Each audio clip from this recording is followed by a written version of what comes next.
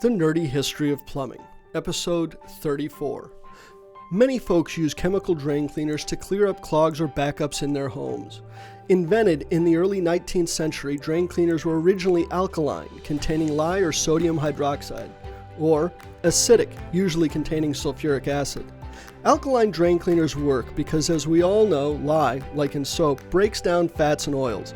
But due to lye's other property of absorbing water when not in proximity to fats or oils, these alkaline drain cleaners were only so effective. Acidic drain cleaners, on the other hand, work by allowing acids to dissolve cellulose, those fats and oils, by hydrolysis.